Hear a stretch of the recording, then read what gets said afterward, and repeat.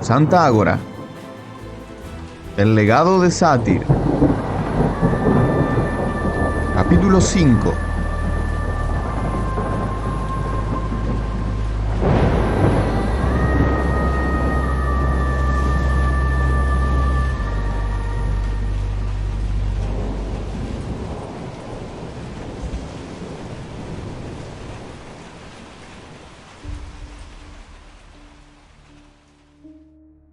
La tarde se había teñido de un ocaso opaco en Blackspear, cuando Eric barajó la posibilidad de que la joven Arana estaría vagando por ahí, rezongando por la aburrida vida de privilegios que le había tocado.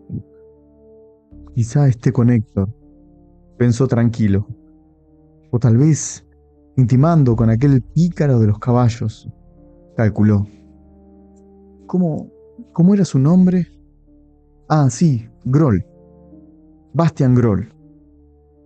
Luego rió sincero. Pobre muchacho, no tiene ni dónde caerse muerto y anda conquistando princesas, pensó meneando la cabeza. Aunque debo admitir que es un gran espadachín.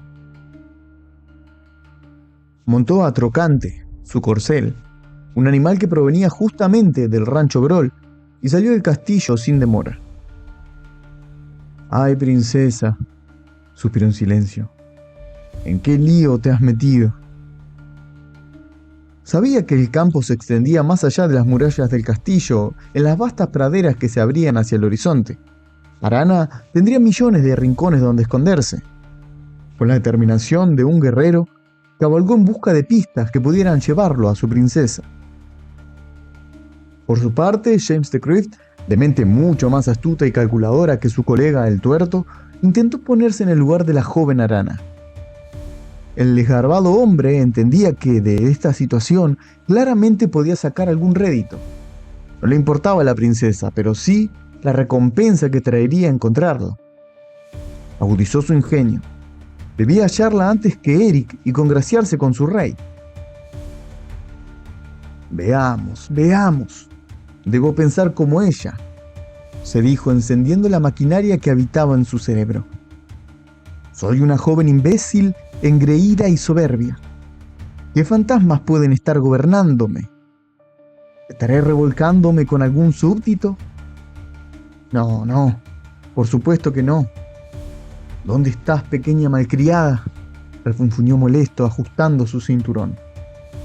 ¡Qué ser despreciable!, dijo ahora, acomodando su daga bajo su ropaje. Aunque no perdería oportunidad de saborear esos senos, pensó desagradable y libidinoso el hombre, quien ya acariciaba los 50 años, aunque la vida lo había maltratado bastante en apariencias. ¿Qué estaría tramando con mis aires de superioridad moral y un entendible sentimiento de desprecio hacia el gran imbécil rey que es mi padre? ¿Dónde estás, condenada mujerzuela?, murmuró ahora en voz alta. ¿Quieres escapar y ser una heroína, no? Sí, eso quieres, ¿verdad? Estás escapando para rebelarte ante tu reino, muchachita malcriada. Se puso la capucha para cubrir sus heladas orejas del frío. ¿Quieres acabar con tu padre, no? Malagradecida. Y rió suspicaz. Yo también. Lentamente el viejo fue encaminando sus pensamientos hacia lo que podría ser una posibilidad concreta. ¿Y por dónde escaparás, Arana? No irás por el campo, eso sería muy poco poético, ¿no? Irás por mar, ¿verdad? Se preguntaba y respondía, engranando cada idea con muecas tan desagradables como su figura. Creo que te tengo, afirmó para sí mismo. Irás por los muelles subterráneos. Podríamos haber hecho un buen equipo, se relamió los labios. Mi cabeza y tu ímpetu, una lástima. James se deslizó entre las sombras del castillo, tomando un atajo hacia el puerto subterráneo. Era una red de túneles y pasadizos ocultos que conectaban Blackspear con el mar de Ravier. Con paso firme y ojos atentos, recorrió los oscuros corredores, escuchando el eco de sus propios pensamientos y planificando en silencio la consolidación de su poder. A medida que se adentraba, se topó con una figura escurridiza. No logró distinguirla enseguida. Tuvo que seguirla para saber de quién se trataba. Era un joven, un niño. Se le hizo difícil imitar el tranco, pero finalmente alcanzó a verlo. Era Héctor Basantis, el hermano menor de Arana. Se escabullía evadiendo la mirada de los guardias. James vio entonces su oportunidad. Se pegó a él como una sombra y replicó su andar hasta los húmedos muelles de Blackspear. «Lo sabía», se dijo orgulloso. «Vamos, sabandija, llévame con tu hermana». La brisa del mar se volvía lúgubre por aquellos lares. Se mezclaba el olor a sal y madera envejecida del ambiente. Asqueado, el viejo James también había pateado unas cuantas ratas que se interpusieron en su paso y hasta logró dilucidar algunos cadáveres putrefactos apilados a los lados del pasadizo. «Maldito niño, ¿por qué demonios andas por estos recovecos, tu pulcro trasero real? Y esto huele a mierda», se quejó una y otra vez en su persecución. El destino quiso que James viera a Héctor Basantis zigzagueando hacia el mismísimo umbral de los muelles. Lo vio detenerse precisamente junto a una vieja nave en reparación, perteneciente a la flota de las gárgolas de hierro. Este navío, cuyos cascos de madera mostraban ciertas cicatrices de antiguas batallas, estaba prolijamente emparchado con placas de metal. Un pequeño grupo de marineros lo rodeaba. Entre ellos, James pudo distinguir algunas figuras familiares. «Pero miren nada más», murmuró sigiloso. «¿Es acaso tu noviecito?», dijo al ver al muchacho Groll. Bastian Groll fue el primero a quien James, a contraluz de una gran luna llena, reconoció. «Ese arrogante domador», pensó de Croft. «Te ha convencido, ¿no?», se preguntó, subestimando completamente a la joven Arana, quien, a pesar de huir, era quien había organizado esta revuelta. «¿Quién más te acompaña? ¿Quién navega este viejo montón de maderas asquerosas?», se preguntó, afinando la vista en la oscuridad. «Oh, pero si es el primo Aramis. La familia se ha unido a tu empresa, Arana. ¡Enhorabuena!», rió con cizaña el viejo de Croft. Sobre ellos, y ya en el barco, Aramis Benton era el capitán de la nave y efectivamente el primo de Arana. Caminaba de aquí para allá acomodando todo para zarpar. Había sido convocado por su vasta experiencia y sobre todo por ser parte de la familia. Se dispuso rápidamente a colaborar con el plan, conocía todo sobre las gárgolas. Aramis Benton sirvió al reino durante toda su vida, pero la edad lo había retirado del mar, diciendo que ya no había madera disponible en el reino. Conseguir una embarcación era impensado. Esta realmente podría ser su última gran aventura como marinero. No dudó y se hizo cargo de las reparaciones primero y luego del timón de la nave. «¿Y esa belleza? ¿De quién se trata?», se preguntó impúdico al ver la silueta de otra joven mujer a bordo. «No logro verte, querida. ¿Podrías enfrentar la luz?». «Ah, muy bien. Agatha Moriartis, nuestra artillera, perfecto. Alta traición». Agatha Moriartis fue parte de la milicia del reino, experta en armas a distancia y una magistral estratega, dueña de una mirada audaz y un valor incomparable. Era realmente una amenaza. Sus virtudes la llevaron a ocupar roles protagonistas, pero al momento de su ascenso, los capitanes de su sección decidieron retirarla de las fuerzas sin mayores motivos que sentirse intimidados por el poder de esta increíble mujer. Por esto, cuando Arana la convocó, Agatha no titubeó ni por un segundo. Ser miembro fundador de la oposición al imperio la llevaría sin dudas a ejecutar su gran venganza. Otro par de marineros cuyos nombres se perderían en la bruma del anonimato completaban la lista de tripulantes. No obstante, formaban parte indispensable de la embarcación. James observó con creciente atención cómo Héctor se acercó a la nave. El joven, de apariencia temblorosa y mirada perdida, parecía tener algo importante que decir o hacer. El viejo no alcanzó a oír desde esa distancia, pero no podía acercarse más. Podrían descubrirlo. Con paso vacilante, Héctor se reunió con su hermana y uno de los marineros. La conversación fue breve, pero la urgencia se notaba en cada gesto. Arana susurraba instrucciones y ensayaba ademanes de director de orquesta a sus compañeros, mientras su hermano menor Asentía con timidez. La escena se volvió aún más intrigante cuando Héctor, después de intercambiar unas palabras con su hermana, se volvió y caminó de nuevo hacia la salida del puerto subterráneo. Fue en ese preciso instante cuando James, astuto, decidió interceptarlo. ¿Qué haces aquí, Héctor?, preguntó con cautela y falsa solidaridad, apareciendo de la nada entre la oscuridad. Señor de Crift, reaccionó sobresaltado el niño. Buenas noches, dijo nervioso. No esperaba encontrarlo aquí, perdone. ¿Cómo que no? Voy camino a embarcar, dijo con tono seguro, engañando al ingenuo Héctor. ¿Embarcar, señor? Claro, niño, ¿que tu hermana no está pronta a partir ya? Voy camino al muelle. No sabía, no tenía idea. Está bien, no tienes por qué saberlo. Estas cosas se guardan en secreto, por supuesto. Pero, ¿por qué vas de vuelta? ¿Acaso te arrepentiste?, preguntó suspicaz James de Griff, frunciendo el ceño. No, señor, no. No voy a decirle que no tengo mis dudas, pero desde que murió mamá y... ya sabe, lo de papá. Dirigió su mirada al piso avergonzado. Debo ser fiel a mi hermana, aunque el miedo me agobie, explicó sin motivo el joven, brindando información valiosa al viejo. Ya veo. Tu padre ha perdido los estribos, ¿eh? Está muy bien, Héctor. Está muy bien. Pero entonces, ¿dónde vas? Olvidé un mapa. Lo dejé en nuestro escondite. Voy por él y los alcanzo, dijo el joven emprendiendo carrera. Momento, niño, gritó en un susurro James. Te acompaño. 4 ojos ven mejor que 2.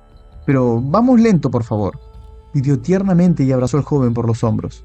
Dime, ¿dónde está ese escondite? ¿Quedará muy lejos?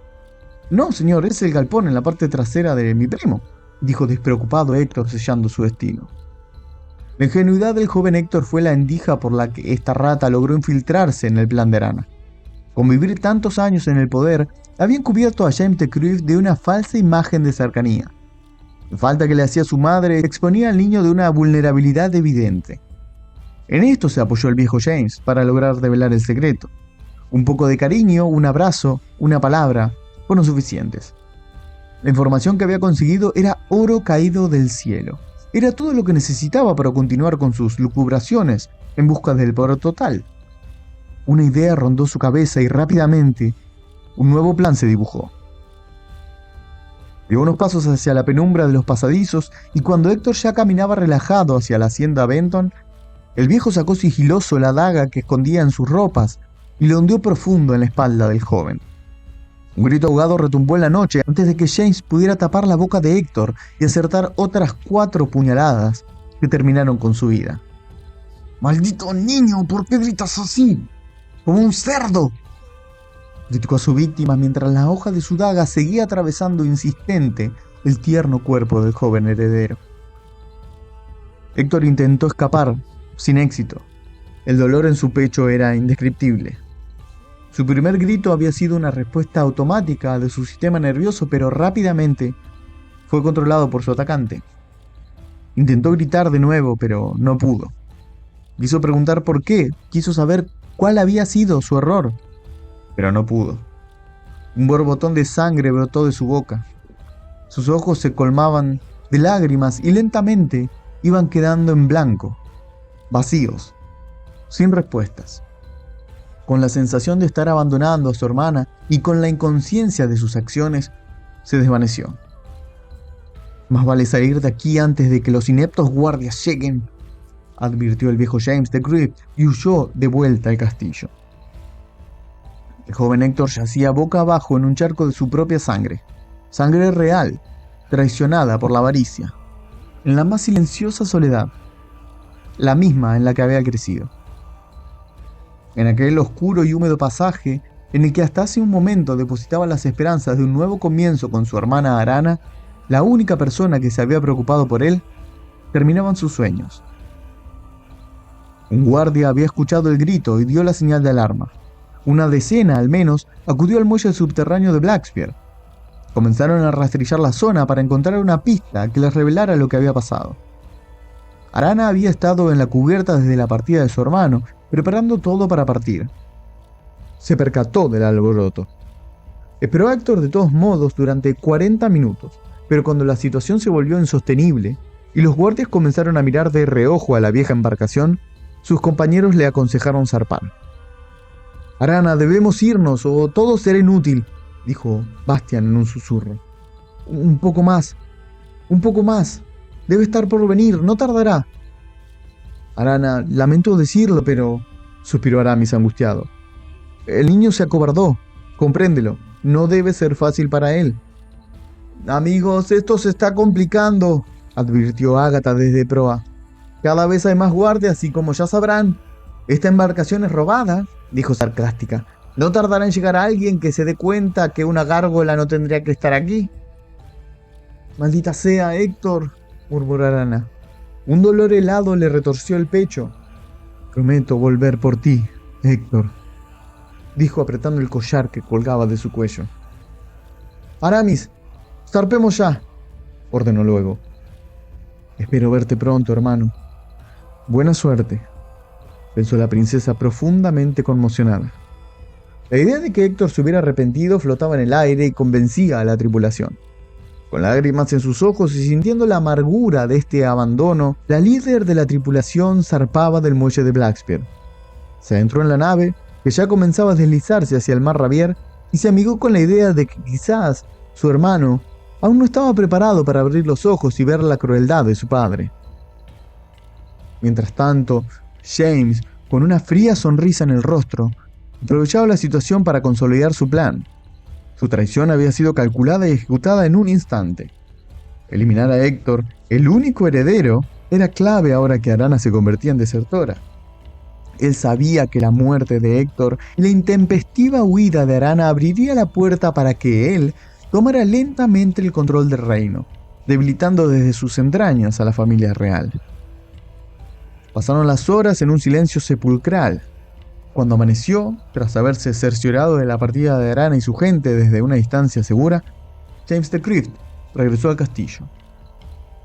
Se golpeó el rostro con una roca y magulló un poco sus manos y vestimenta. Se revolcó por el fango y la suciedad de los muelles y comenzó a caminar. Así ingresó a las murallas de Blackspear, hasta llegar a la sala central. Cuando los guardias lo vieron, corrieron inmediatamente a asistirlo. El viejo entraba a la fortaleza herido. Su actuación era soberbia y nadie, ni por un instante, sospechó de él. «¡Majestad!», gritó James en un alarido desgarrador. «¡Majestad, por favor!». El rey Hugo permanecía sentado en su trono desde que ambos consejeros habían salido a la búsqueda de su hija. Al escuchar los gritos, corrió desesperado a la recepción del palacio. Cuando cruzó las galerías e ingresó en la sala central, vio a James de Croft, herido, sangrando y desparramado en el piso. Se estremeció. «¿Qué demonios? ¡Sátir!», exclamó Hugo acercándose a su traidor consejero. «Majestad», dijo agitado y quitándose a los guardias de encima el viejo. «He visto.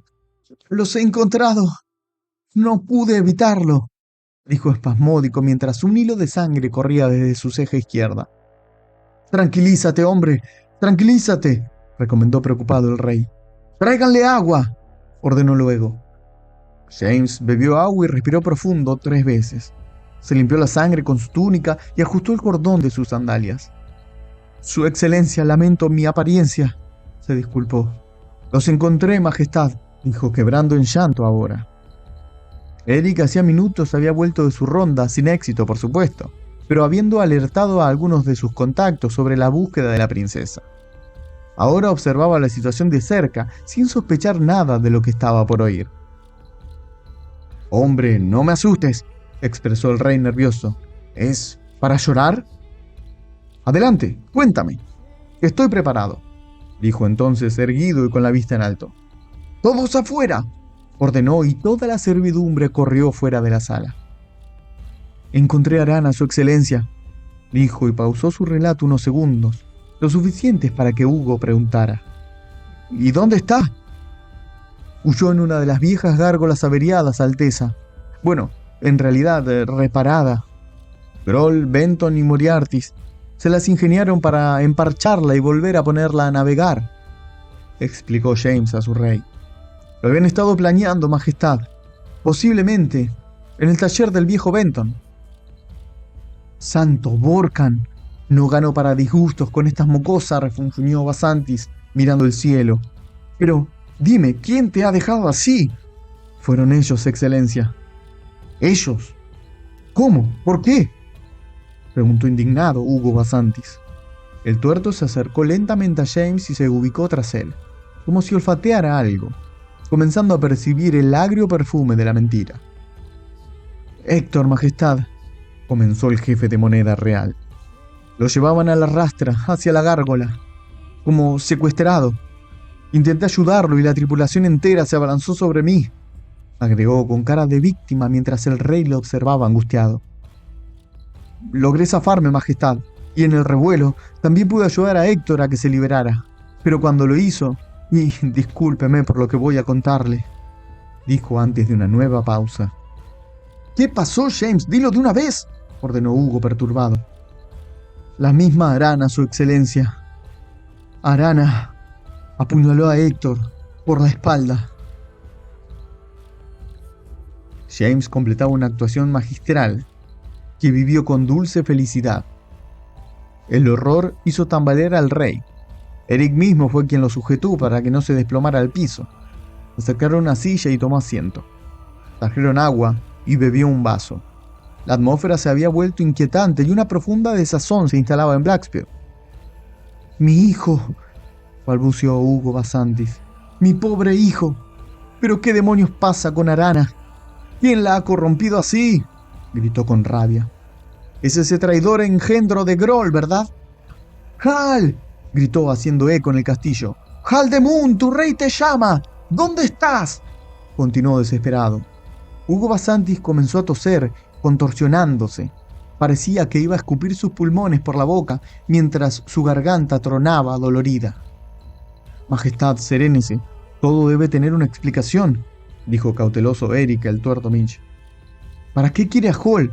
Estará en sus aposentos seguramente». «Quiero saber dónde demonios vive Groll. Por Borcan, juro que deseará no haber nacido». «Majestad, sé dónde encontrarlo», dijo Eric, intercediendo y esperando que Hal de Moon nunca apareciese en escena. «Ocúpate de ello, Eric.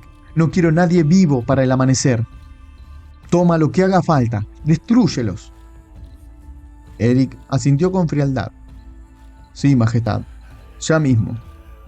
«¿De Cruz?», pronunció Eric. «¿Hacia dónde se dirigió la nave? ¿Lograste verlos?». James de Cruz lanzó una mirada fulminante al tuerto y luego apartó la vista con desprecio. «No, Eric. Estuve inconsciente unos minutos luego de la paliza que recibí. Yo no soy un soldado, claro está. Es una lástima que no hayas sido tú el que los encontrara. Hubieras podido defendernos», señaló hipócrita intentando exponerlo. Eric dio un paso al frente, apretando los dientes, masticando rabia. «Realmente lamento no haber estado allí», expuso. «Voy a lamentarlo el resto de mi vida. Se trata de la familia real», aclaró solemne. «Se trata de la familia real, Eric. Es correcto», replicó James entonces. Ambos quedaron enfrentados a menos de 1 metro. El aire se tensaba, pero el jefe Mitch era lo suficientemente lúcido para vislumbrar aquella trampa. «Creo que huyeron por el mar Ravier. Es la única salida del muelle de Blackspear», dijo el viejo de Cruz, viendo que el tuerto no había picado. En ese instante, un guardia real irrumpió en la sala. Al ver a su rey abatido, frenó su carrera sorprendido y recalculó sus pasos. Sin embargo, justamente era quien venía a informar que el cuerpo de Héctor había sido hallado sin vida en el muelle subterráneo de Blackspear. La descripción detallada de James se ajustaba perfectamente con la improvisada y breve autopsia que habían realizado los doctores del reino. Fue reconocido, entre otras cosas, por su anillo real, un anillo de oro con incrustaciones de piedras preciosas, una pieza únicamente utilizada por la realeza. Los guardias confirmaron también que los marineros habían navegado aguas abajo a través del Ravier y que efectivamente se trataba de una vieja gárgola de hierro. Hugo se quedó en silencio, intentando restablecer su respiración. Necesitaba encontrarle una explicación al accionar de su hija. Podía entender que no estuviera de acuerdo con su política o sus decisiones, pero matar a su propio hermano era algo inexplicable. Ya en su habitación meditó por horas, tratando de dar con el motor de semejante traición. La furia, la decepción y la desesperanza se mezclaban en su semblante. Mientras tanto, sus consejeros, tanto élteros como humanos, intercambiaban miradas inquietas en la sala del palacio, sabiendo que el orden se desmoronaba y que algo nebuloso flotaba en la escena. Cerca del mediodía, el rey dejó sus aposentos. «¡Comunicado real!», gritó con voz temblorosa. «Este incidente marcará el rumbo de nuestro reino. Arana ha desafiado no solo mi autoridad, sino el futuro mismo del imperio. Es acusada de traición a la corona, igual que todos sus colaboradores. Quiero la cabeza de cada uno de ellos, lo antes posible». James se inclinó con obediencia. En el fondo de su mirada se vislumbraba la celebración de un éxito. Eric bufó angustiado. Rastreó con discreción toda la sala buscando a Welton Chad, quien finalmente estaba a unos pocos metros. «Que los dioses nos amparen», imploró en una plegaria a Welton Chad cuando conectó con Eric. La irremediable caída de Marovania había comenzado.